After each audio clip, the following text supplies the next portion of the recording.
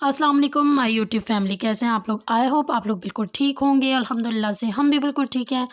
तो जी ये है सैटरडे का व्लॉग और मैं बहुत लेट इसको डाल रही हूँ। पता नहीं मुझे क्या हो गया है, व्लॉग डालने में मुझे इतनी सुस्ती होने लगी है ना कि अच्छे भले व्लॉग्स बनाकर तो मैं अपलोड नहीं कर पा रही। तो ख़ैर आज हिम्मत करके मैंने वॉइस ओवर कर लिया इस व्लॉग पे।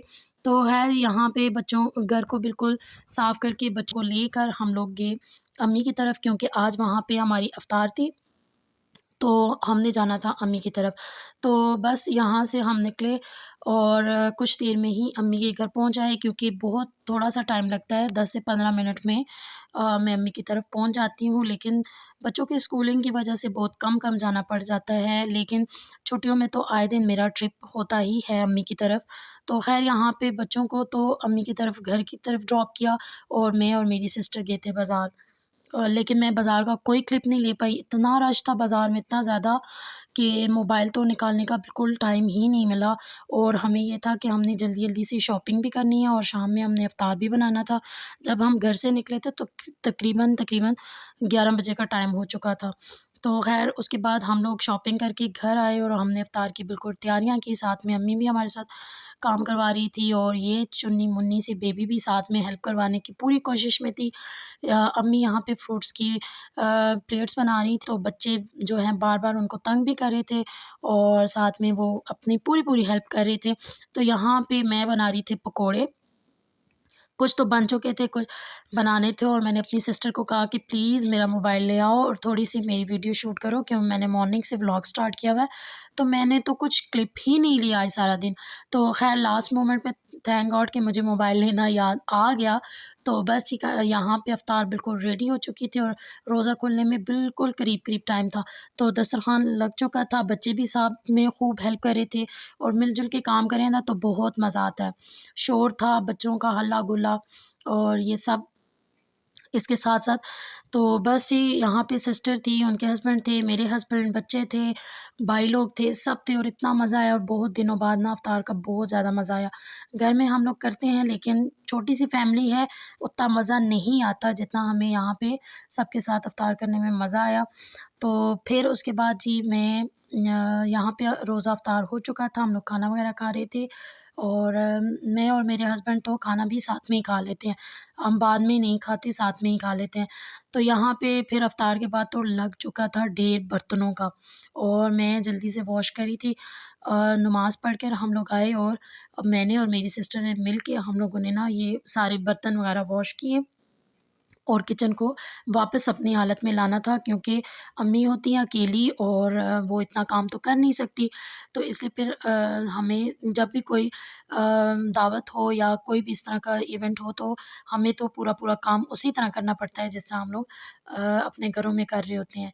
तो ख़ैर यहाँ पे बच्चे जी खूब एन्जॉय कर रहे थे, मस्तियाँ। और यहाँ पे ना नानों के घर आकर बच्चे बिल्कुल बेकाबू हुए होते हैं।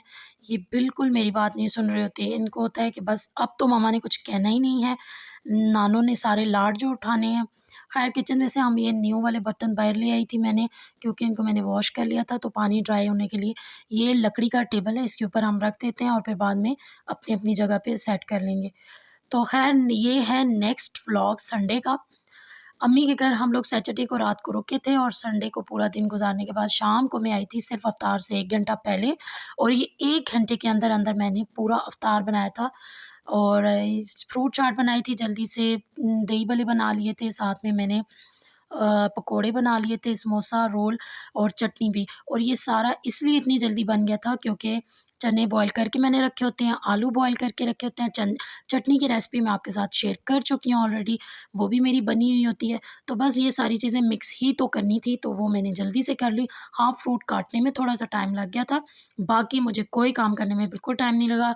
और इफ्तार से 10 मिनट पहले आई थिंक मैं बिल्कुल फ्री भी हो चुकी थी और मैंने हल्का-हल्का सा किचन को क्लीन भी कर लिया था कि ताकि इफ्तार के बाद बर्तन देख के मेरा दिल ना घबराए। तो ये देखें, अभी तकरीबन 15 मिनट रहते थे इफ्तार को और यहाँ पे हमारा किचन जो था वो बिल्कुल नीट क्लीन था और अब हम इफ्तार जो है वो कर चुके थे उसके बाद।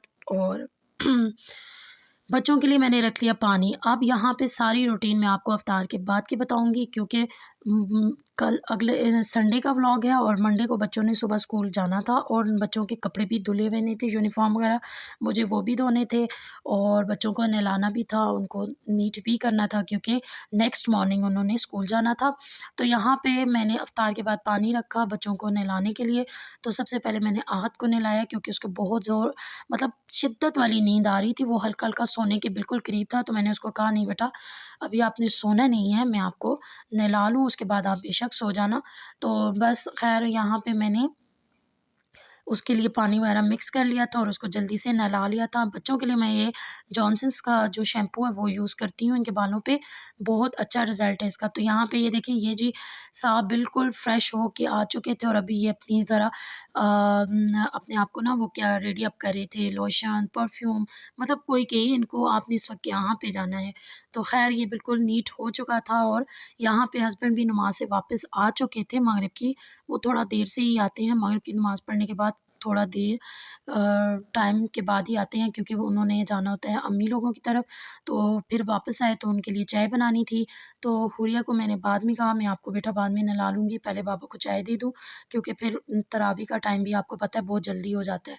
तो बस यहाँ पे चाय भी रेडी हो चुकी थी और मैं अभी अपनी चाय बिल्कुल नहीं पीऊँगी क्योंकि मैं सिर्फ़ हस्बैंड के लिए चाय डालूँगी। मैं हुरिया को रेडी करने के बाद ही चाय पीऊँगी क्योंकि उसको भी नींद आ रही थी, बच्चे बहुत ज़्यादा थक चुके थे। हम लोग आए थे अम्मी के घर से तो बच्चे वहाँ पे बिल्कुल भी दिन के वक़्त रेस्ट नहीं करते। तो सारा दिन खेल-कूद में ना उन्होंने अपने आप को इतना थका लिया था ना कि शाम में मतलब मगरिब के साथ ही उनको नींद आने लगी थी। तो ख़ैर यहाँ पे चाय भी बन चुकी थी, हस्बैंड को दे दूँगी, अपनी वाली चाय बाद में पी लूँगी। लेकिन मैंने साथ ही बना ली थी, बार-बार चाय बनाना और अपने लिए ख़ास तौर पे फिर बनाना बहुत ही मुश्किल लगता है। मुझे तो ख़ैर बहुत मुश्किल लगता है।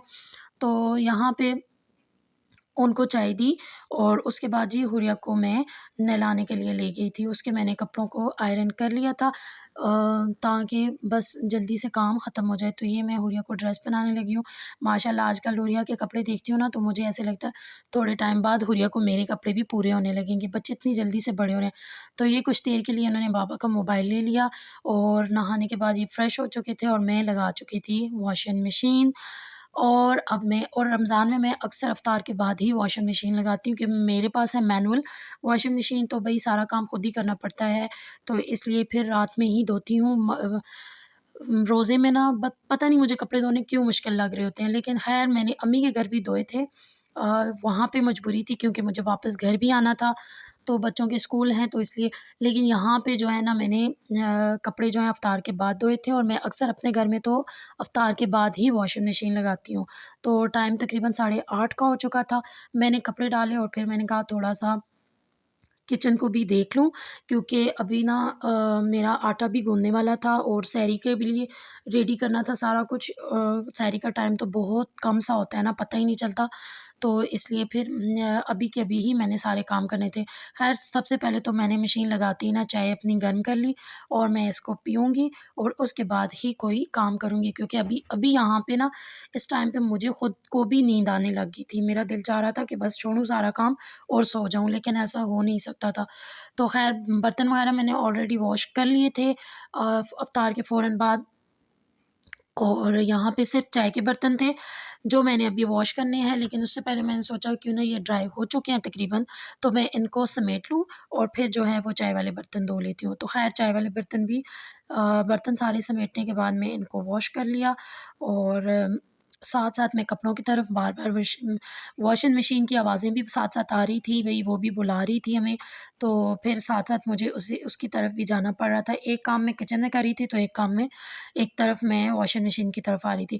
ख़ैर ये झाग देखकर ना मुझे इस तरह ख़्याल आया कि जब हम छोटे थे ना तो अम्मी कपड़े धोती थी तो हम वॉशिंग मशीन के पास इसलिए खड़े हो जाते थे कि हमने इस झाग को पकड़ना है। पता नहीं इसको पकड़ने में क्यों हमें मज़ा आता था। ख़ैर आज मुझे वो बचपन वाली कुछ फ़ीलिंग सी आ रही थी, अम्मी के घर से भी वापस आई हुई थी। तो ख़ैर यहाँ पे मैं बच्चों के कपड़ों को नी लगा लूँगी स्कूल के यूनिफ़ॉर्म को, इससे ज़रा ना कपड़ों में शाइन आ जाता है अच्छे से। तो ख़ैर यहाँ पे अब आटा भी गूँथने के लिए डाल लिया और मैं अल्लाह पाक का जितना शुक्र अदा करूँ, जितना ज़्यादा शुक्र अदा करूँ कम है कि मैंने ना एक अच्छे टाइम पे ना ये आटे वाली मशीन ले ली थी, आटा गूँथने वाली। अगर ये ना होती ना तो आज यकीन माने मेरे बाजू में इतनी पेन हो रही थी कि शायद कि मैं आटा ना गूँध पाती और मुझे गूँधना पड़ता, क्योंकि सहरी का टाइम होता है और आपको पता है उस टाइम हम ना बाज़ार से नान वगैरह तो मंगवा नहीं सकते। रमज़ान में तो आप इस तरह की चीज़ों पे कोई कंप्रोमाइज़ कर ही नहीं सकते।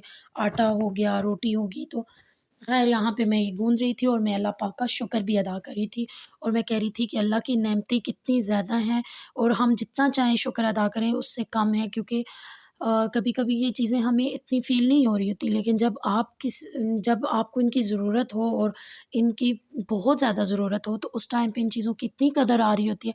और यकीन मानिए मुझे इतनी ज़्यादा कदर आ रही थी ना इस आटे वाली मशीन की, तो मैं अल्लाह का जितना शुक्र अदा करूँ, अल्लाह पाक ने मुझे इतनी सहूलियत दी हैं कि जितना शुक्र अदा करूँ उसका कम है। तो ख़ैर यहाँ पे दूध भी बॉयल होने के लिए रख लिया था, मुझे तो याद ही नहीं था कि दूध भी आया हुआ है आज, इसको भी बॉयल करना है। तो साथ में मैंने कपड़ों को स्पिन कर लिया था और अब जो है स्पिन करके मैं बाहर तो डाल नहीं सकती थी। रात के तकरीबन 10-11 बजे का टाइम था, तो मैं ये इस रूम में ना टेबल पे, सोफ़ों पे इधर-उधर करके ना कपड़ों को डाल लेती हूँ और फिर मॉर्निंग में मैं ना बाहर ना धूप पे डाल लूँगी अगर धूप हुई तो। ख़ैर अब तो मौसम अच्छा हो गया है, रूम में भी कपड़े अच्छे से ड्राई हो जाते हैं, तो कुछ इस पे डाल लूँगी। मतलब इधर-उधर करके ना फैला लेती हूँ ताकि कपड़ों में से कोई स्मेल वग़ैरह ना आए। और फिर बच्चों के यूनिफ़ॉर्म तो मुझे खुले करके डालने ही थे, क्योंकि इनको तो मैंने जल्दी ही आयरन करना था और ख़ैर मैं इस वक़्त तो आयरन नहीं करने वाली थी, मॉर्निंग में ही करूँगी। तो अभी मैंने बस जल्दी से ये सारा काम समेटा, जल्दी से कपड़े वॉश करके कंप्लीट किए और यहाँ पे हस्बैंड ने गाजर का हलवा भी गर्म कर लिया था और काम करते-करते ना अब मुझे भूख भी लगने लगी थी। तो तकरीबन 11 का टाइम था और मैंने सारी चीज़ें समेट ली थी और बस यहाँ पे कपड़े भी मैंने खुले करके ना इधर-उधर कुछ दरवाज़ों पे इधर-उधर फैला लिए थे। तो बस जी यही थी मेरी आज की रूटीन। आई होप सो आज का व्लॉग आपको बहुत अच्छा लगा हो। अच्छा लगा हो तो please like, share and subscribe. मुझे